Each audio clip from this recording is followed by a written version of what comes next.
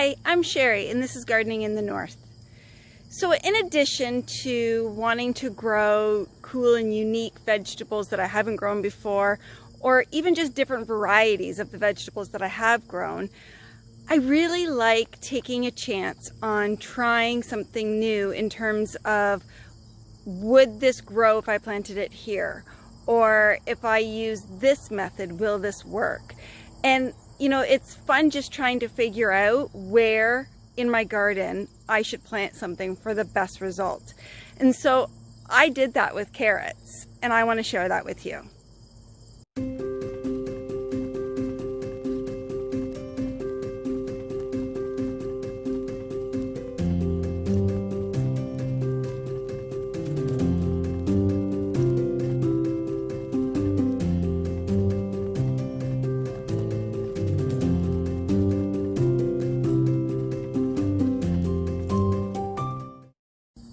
Behind me, I have one of my new raised beds. So back in the fall of 2019, my husband and my son built me a new bed because I was begging them for more garden space. And what I did, I laid down some cardboard, we threw the box on top of the cardboard, and basically left it empty. So as the fall went on and there were leaves falling off the trees and just branches that needed to be cut down or that fell onto the ground themselves, we picked them up, we threw them into this box and basically left it all winter like that. Then in the spring of this year, I filled it with compost and planted my carrot seeds. And I tried a different method this year. This year I took a piece of plywood, it was about 4 by 4 in diameter, and I sliced it into 3 sections and laid them down in this box on top of the nicely laid compost and pushed down on the boards a little bit to give an imprint. I then lifted the boards off and sprinkled all of my carrot seeds in the 3 areas that I had there. Then I put the boards back on and watered it probably every, I'm gonna say 3 days or so, because it was the end of April, so it wasn't that warm, and left it for 12 days. Nope, that's not true. I didn't leave it for 12 days. Who am I kidding? There's no way I could have left it for 12 days without peeking under it to see if it had germinated. So probably every 2 days I was peeking under it to see if anything had germinated, and nothing happened. And I realized that the seeds I had used, I had them from the year previously, and I don't know if any of you have ever bought seeds that are coated in this pink material. I just found that that material wasn't breaking up enough, and so the actual seed wasn't germinating. So I went out to my local nursery, I bought some seeds, I bought small orange carrots, I bought the really pretty red ones that are kind of red and purple with the yellow in the middle, and then I bought white carrots. And I came back out here, I moved the boards and replanted the seeds and put the boards back on top. And just as a side note, I didn't put any dirt over the seeds. I only put the board on, gave it a little press so the seeds kind of pressed into the dirt, and left them like that. And so I checked the seeds probably every 2 or 3 days, because what gardener isn't going to do that? And probably within about 14 days I started to notice that the seeds were germinating and I had little tiny sprouts coming out. And so I waited probably another week, and then I removed the boards. And so you'll see behind me that I've put up this fencing. The reason I have the fencing up is we have a ton of wildlife here, ranging from rabbits, raccoons, wild turkeys, possums. We've seen a fox before. We have yard cats that are running around. And then of course the deer. So I put this fence up in the hopes of keeping mainly the rabbits out. Last year I didn't get any carrots or beets because the rabbits ate all the leaves off as they started to grow, which meant that they couldn't get the nutrients that they needed to grow the actual root vegetable.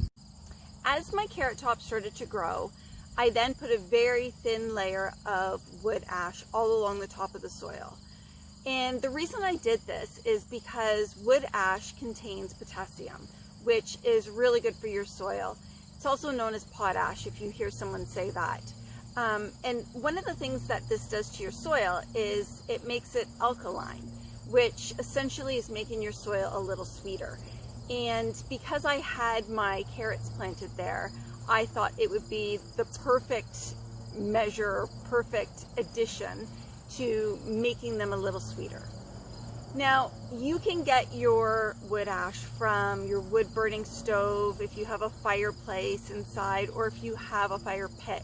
The only thing I would suggest is that you take out the wood ash out of your fire pit before it rains. Don't let it rain and then a couple days later grab it out, because a lot of the nutrients from that wood ash has already seeped into the ground within that fire pit. The other thing I want to point out is that not every plant you have will like having wood ash on it.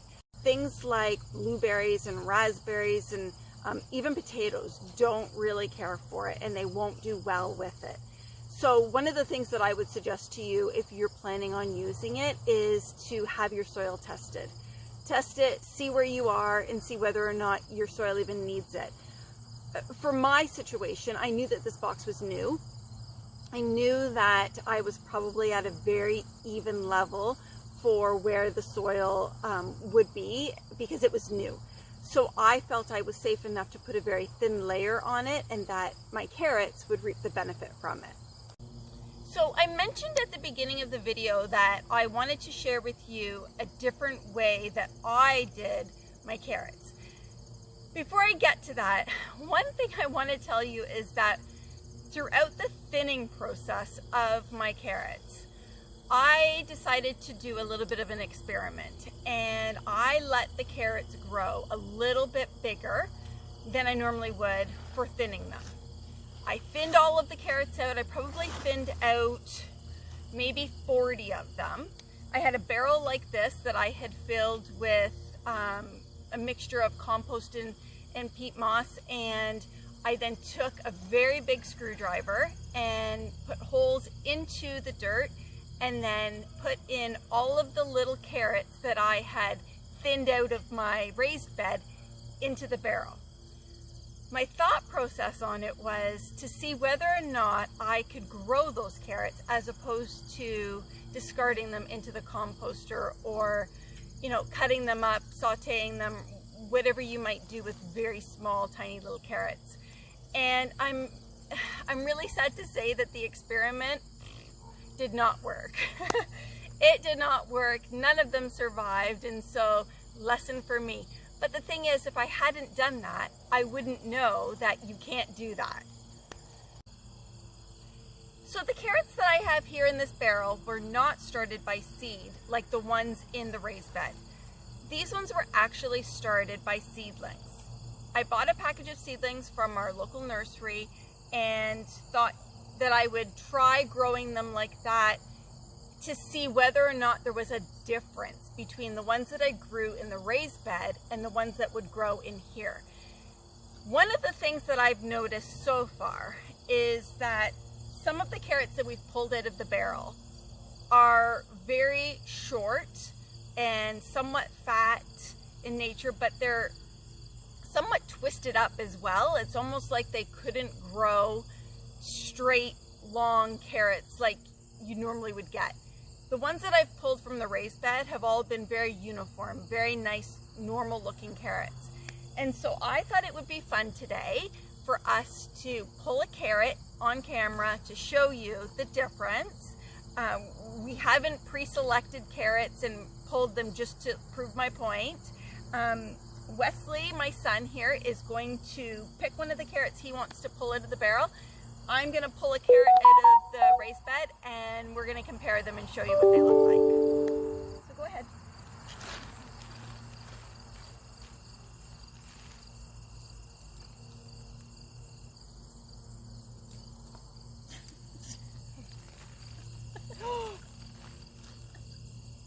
Look, this is my point.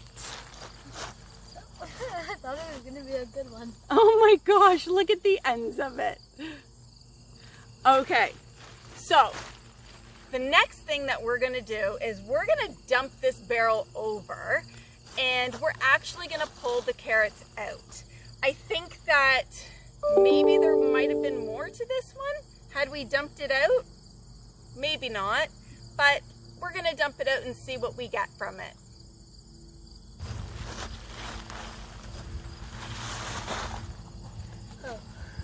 Oh. Can I smash it? No. Help me shoot.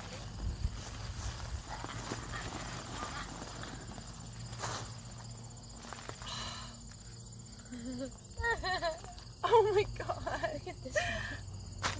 Oh. Okay, so this looks like one of the ones that broke off when we were pulling them out earlier. Oh, look at this. This is a prime example of what I was talking about, twisting. And so I don't know if these carrots twisted up like this because they were seedlings. I used a screwdriver to put the hole in, and then I did slowly and carefully insert the seedling into it. But my question is, if there is another way of planting the seedlings so they don't get all twisted like this, please leave me a comment below, because I'm not sure how this happened or what to do next time if I'm in that situation. Oh my gosh. Look at this.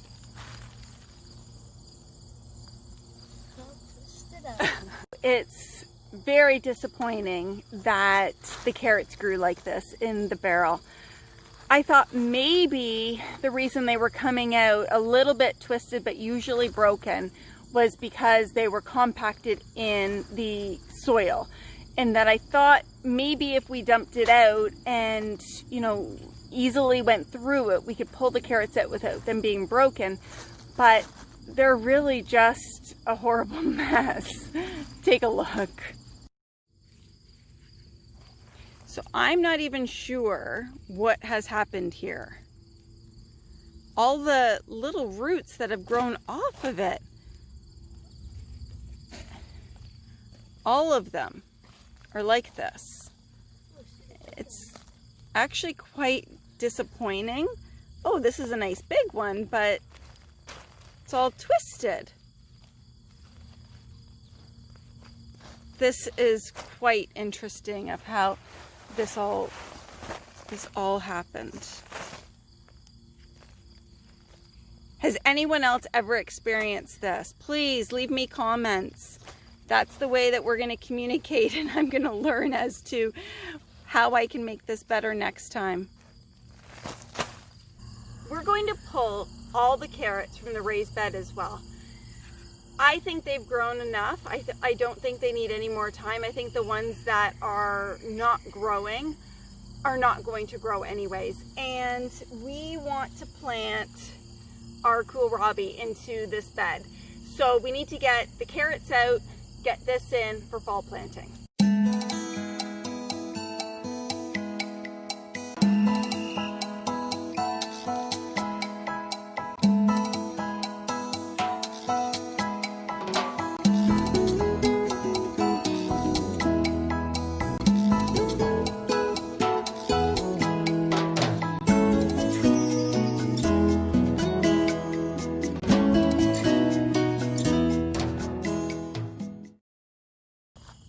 So just to give you an idea of some of the carrots that we're pulling, most of the orange ones are like this, the size that they should be.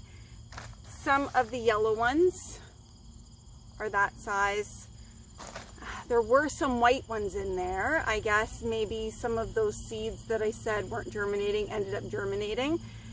And I think we got a bunch like this. And I think this may have been a mistake on my part for not thinning enough. So when you don't thin your carrots enough, they can't grow. They're squished in there, they're crowded, and they can't grow to the size that they need to grow to. So this is a good mistake for me to learn from for next year, to be careful and to ensure that I thin my carrots out. So Wesley is currently cutting off all the carrot tops. I'm now going to use the space where the carrots were to plant the kohlrabi. I'm going to use a bucket of fresh mushroom compost, put a thin layer on top, and then I'm just going to plant them all in and then cover them with wood chips. So we have pulled all the carrots. This is all we got.